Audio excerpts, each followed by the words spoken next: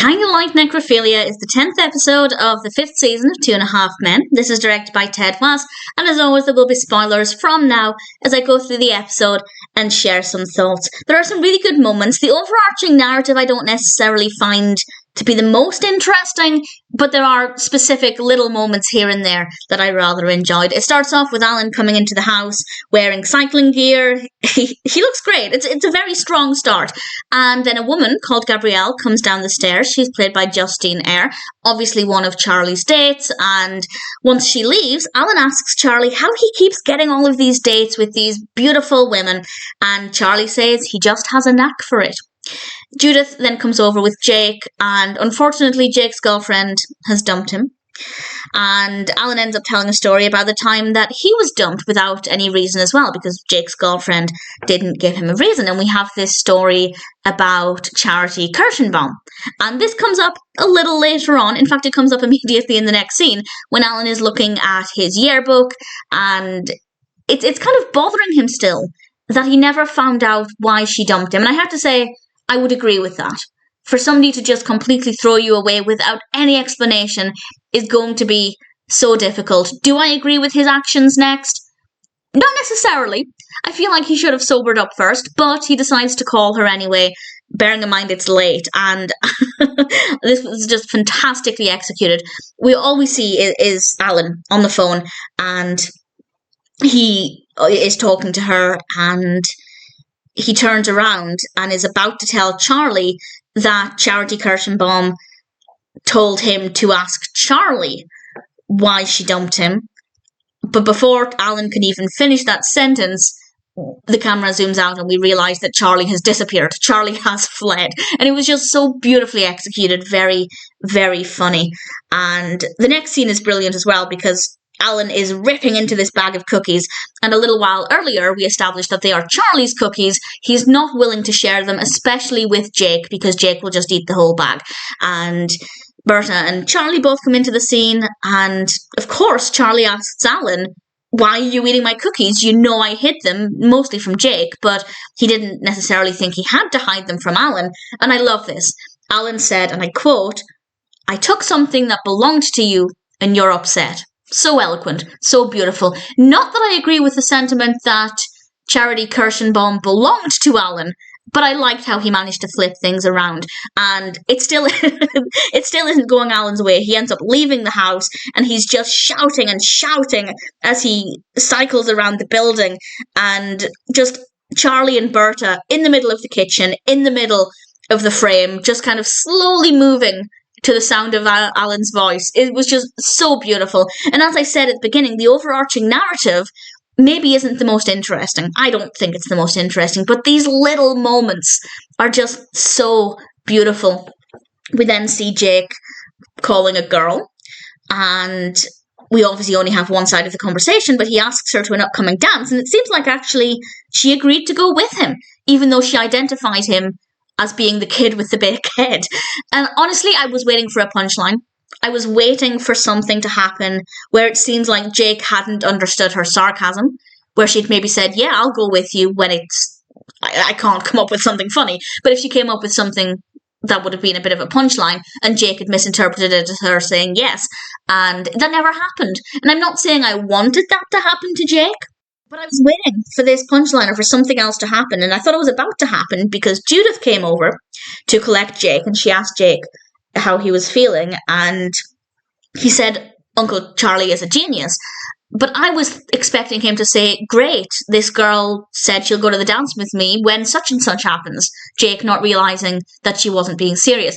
I'm overcomplicating things. Basically, I was expecting a little bit more out of that.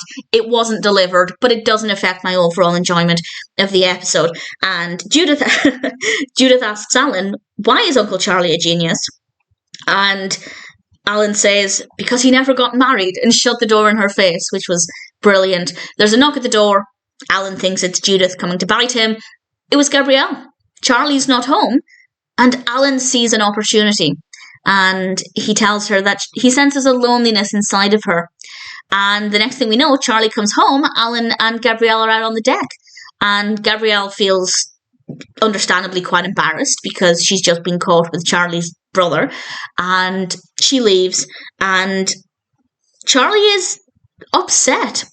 He seems upset anyway, and he actually makes Alan feel bad for what he did, and that joy, that satisfaction Alan felt for turning things around and getting Charlie's girl no longer is there. We cut to Charlie playing the piano. Alan comes in, he's bought him 3 bags of cookies and agrees to give Gabrielle back, which again, it's not a kind of ownership situation, but he agrees to stop seeing her. And Charlie's not happy with it. He tells Alan he needs to do the right thing, and Alan reads that as, you need to continue dating her. And, well, Berta comes in once Alan leaves and asks Charlie what the catch is, and Charlie says there is no catch. But I think it was very clear immediately that there had to have been some kind of catch, and it doesn't take us too long to find out what this is. I think maybe a little bit more suspense building could have been good here, but again, it doesn't really affect my enjoyment of the episode. Alan is about to sleep with Gabrielle.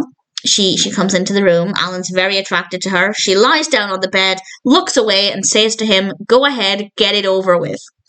And she's not interested in interacting at all. And Alan leaves, and we find out when he speaks with Charlie that actually Charlie was trying to get rid of Gabrielle, but he didn't want to hurt her feelings.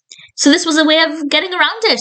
Alan would think he's stealing her, but Charlie's actually getting rid of her, and Charlie doesn't have to look like the bad guy.